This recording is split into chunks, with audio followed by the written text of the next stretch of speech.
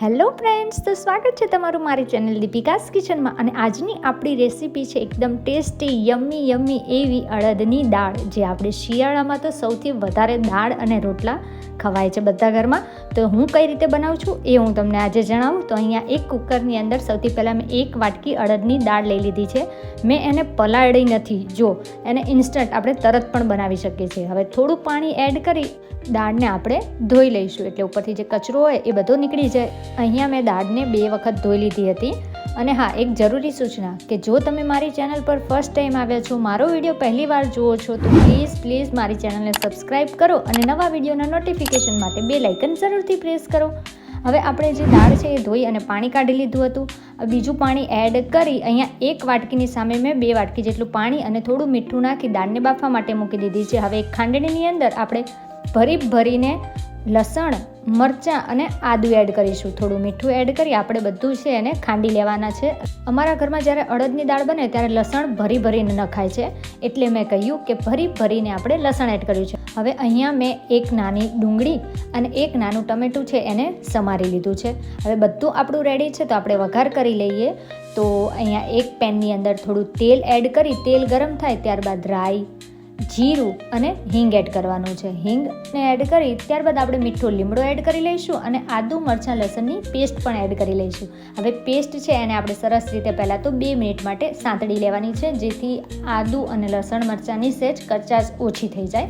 તો અહીંયા 1 થી 1.5 મિનિટ માટે એને સાંતળી લઈશું. ત્યારબાદ એમાં આપણે ઝીણી સમારેલી ડુંગળી એડ કરી લઈશું અને એને પણ આપણે કમસે કમ 1 થી 1.5 મિનિટ માટે સાંતળી લેવાની છે. હવે હા, તમારા ઘરમાં અડદની દાળ કઈ રીતે બને છે એ ચોક્કસથી મને કમેન્ટ કરજો. અહીંયા મેં ટમેટું બાદમાં સમારેલું હતું એ એડ કરી લીધું છે અને એને પણ આપણે મિક્સ કરી લીધું છે. હવે અહીંયા આપણે જે આદુ મરચાં લસણ ખાંડ્યા હતા ત્યારે મેં થોડું મીઠું એડ કર્યું હતું. તો આપણે ખાલી જે ડુંગળી અને ટમેટાના ભાગનું જ મીઠું સહેજ એડ કરી લેવાનું છે, કારણ કે આપણે દાળ જે બાફી છે એમાં પણ મીઠું એડ કર્યું છે. એટલે જો જરૂર પડે એટલું જ મીઠું એડ કરજો, નહીંતર શાક છે ખારું થઈ જશે, મતલબ કે દાળ છે એ ખારી થઈ જશે.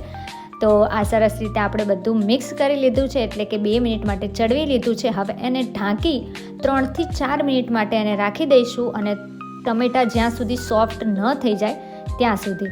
હવે 3 થી 4 મિનિટ બાદ આપણે જોઈ લઈએ તો એકદમ આપણું જે ગ્રેવી કહીએ, એટલે કે ઝીણા સમારેલા ડુંગળી અને ટમેટાં છે એ સરસ રીતે ચડી ગયા છે. તો હવે આપણે ઉપરથી બધા મસાલા એડ કરી દઈશું. મસાલામાં મેં મરચું, હળદર, ધાણા જીરું એડ કર્યું છે. જો મેં મીઠું એડ કર્યું નથી, કારણ કે આપણે થોડું મીઠું પહેલાં એડ કરી લીધું હતું.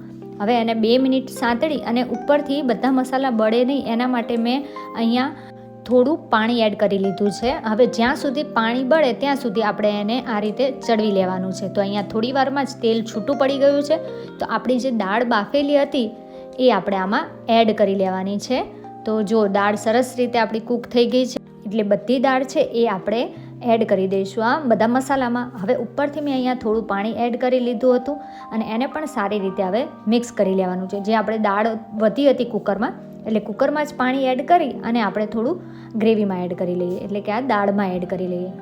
હવે તમને છે કેવી દાળ રાખવી છે, થોડી ઘાટી રાખવી છે કે પાતળી રાખવી છે, તમારા ઉપર છે. હવે પાણી એડ કર્યું છે એટલે આપણે પાણીના ભાગનું જ થોડું મીઠું એડ કરીશું. અને ઉપરથી મેં અહીંયા થોડું પાણી લીધું છે, કારણ કે દાળ છે મને થોડી ઘાટી વધારે લાગી, કારણ કે જ્યારે દાળ છે ને એ ઉકળતી રહેશે ને એમ ઘાટી થતી જશે, અને જો વધારે પડતો રગડો ન થાય એનું ખાસ ધ્યાન રાખવું. તો અહીંયા મેં ઉપરથી થોડો ગોળ એડ કર્યો છે. એ એકદમ ઓપ્શનલ છે, તમારે ન એડ કરવો હોય તો તમે ન પણ એડ કરી શકો. હવે આપણે અહીંયા દાળને થોડી વાર માટે ઉકળવા દેવાની છે. તો જો ઉકળીએ છે થોડો, હજી એમાં ગોળ પણ ઓગળવાનો બાકી છે અને થોડું હજી પાણી પણ વધારે છે.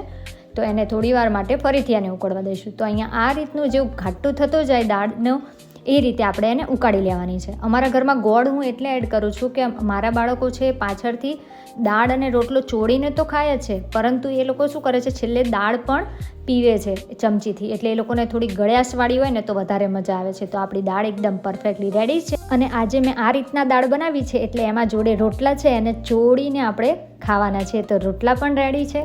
તો ચાલો હવે આપણે એને સર્વ કરી લઈએ. તો રેડી છે આપણા દાળ અડદની અને રોટલા. તમે કઈ રીતે બનાવો છો? અમે કોઈક વખત આ રીતે દાળ પણ બનાવીએ છીએ અને કોઈ વાર છૂટું શાક પણ બનાવીએ છીએ. તો તમને કેવી લાગી આજની આ રેસીપી? અને જો વિડીયો ગમ્યો હોય ને તો લાઈક જરૂરથી કરજો.